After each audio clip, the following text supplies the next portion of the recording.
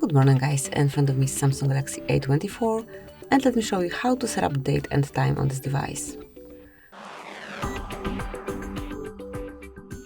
First of all, open the settings, then find and select General,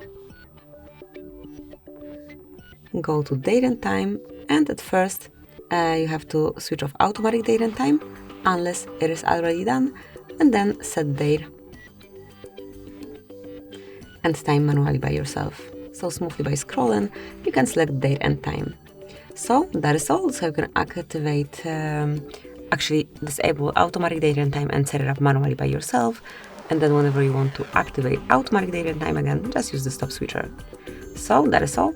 Thank you for watching. Please subscribe our channel and leave the thumbs up.